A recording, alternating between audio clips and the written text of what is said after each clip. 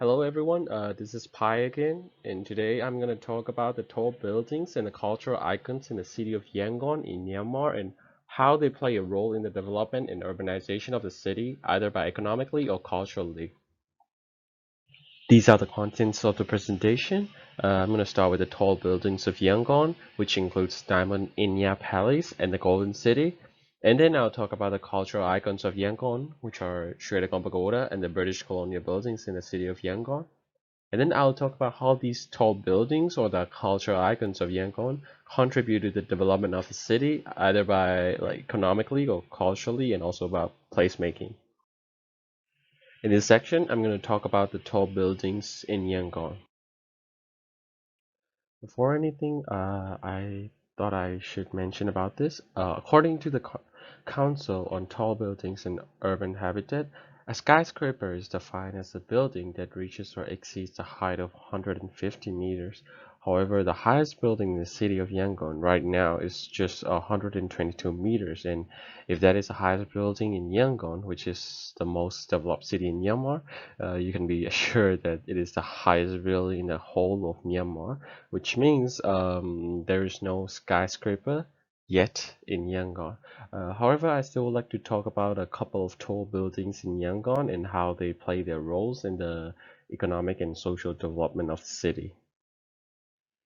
The tallest building in Yangon is Diamond Inya Palace. The construction of the building started in 2012 and completed in 2019. It is a residential building located on the northern side of the Inya Lake of Yangon, and that area is one of the most expensive residential areas in Yangon.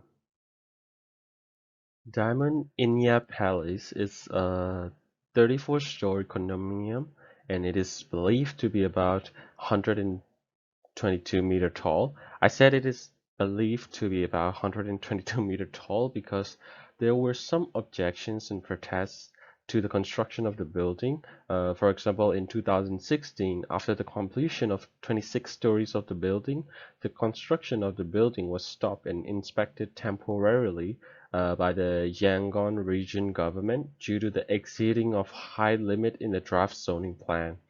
But the construction still continued and it completed, and even until now, the developer of the building, a company called MGW, has not publicly revealed the exact height of the building. The second tallest buildings as of 2020 are the buildings of the Golden City. Golden City is Myanmar's first grand-scale exclusive community and complex, located in the center of the city adjacent to the famous Inya Lake. It has the second highest buildings in Yangon with a height of 109.7 meters tall and 33 floors. The construction of Golden City took place in different phases. Phase 1 was completed in 2016 with complete construction of the complex first four towers, and Phase 2 was completed in 2018 with addition of three more towers, making up to the total of seven towers of Golden City. According to Dot Property, the style of the building combines European neoclassical and Art Deco designs with a modern touch. The 2.5-acre French-style gardens provide a haven of natural and tranquility within the bustling city. Yangon is a city filled with many colonial buildings from British colonization, and from the style of the buildings of Golden City, it is apparent that the designers were trying to adapt the buildings of Golden City with the natural appearance of other buildings in Yangon. Here I'll be talking about two prominent cultural icons of Yangon. Shwedagon Pagoda is a golden glided stupa and the most sacred Buddhist pagoda in Myanmar. It is located in Yangon, and although it was initially built at a height of 8.2 meter over 2,600 years, it has been renovated over and over and again, and it is currently standing at the height of 112 meter. The structure is made with gold plates, and the umbrella crown consists of 4,000 to 5,000 diamonds and about 2,300 rubies. The diamond butt, which is at the very top of the structure, is tipped with 72-carat diamond. To enter Shwedagon Pagoda, there are four entrances from north, south, east, and west, each with flights of stairs. And Shwedagon Pagoda is such a cultural icon of not only the city of Yangon but also for the country that it is frequently said that no visit to Myanmar is complete without visiting the Shwedagon Pagoda. And I've mentioned about this in the previous presentation, but I would like to say again that Shwedagon Pagoda is the first thing you will see before you land in Yangon International Airport. Although the British colonial buildings are not culturally or religiously significant to Yangon, these buildings are iconic and important parts of the city of Yangon.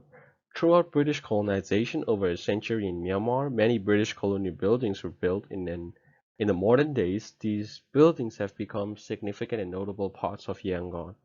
In Yangon, most of the public schools and many important buildings, such as the Secretariat, as shown in photo, and the High Court, are designated from these British colonial buildings. Here I'll talk about how the existence and the construction of these tall buildings and how the cultural icons of Yangon, the Shwedagon Pagoda, contribute to the development of a city in economically and also culturally. The newly constructed tall buildings help the economic and social development of Yangon. The construction of tall buildings and hopefully skyscrapers in the future in Yangon and in Myanmar by foreign companies lead to the development of living standards and increase of foreign investment in the city and the country. Tourism plays a big part in the development of the country. Tourism occupies 6.6 of the country's GDP, which is about $4.9 billion, and tourism helps many Myanmar locals and citizens economically on a very huge scale. This is only possible because of the existence of Shwedagon Pagoda and many other beautiful places in the country. In fact, Shwedagon Pagoda attracted 410,000 tourists in 2016, and in 2017, it attracted 500,000 tourists from over 40 countries. Although right now the numbers might be dropping a little bit due to the spread of coronavirus. Talking about the placemaking, if you hadn't noticed, I've included Shwedagon Pagoda in almost all of my presentations, and from that, I hope you can already realize how much Shwedagon Pagoda is culturally and religiously important to the people, not only in Yangon, but also for Buddhist people all over the world. And it would not be an exaggeration if I say that Yangon would not be Yangon without Shwedagon Pagoda. These are the references for the presentation.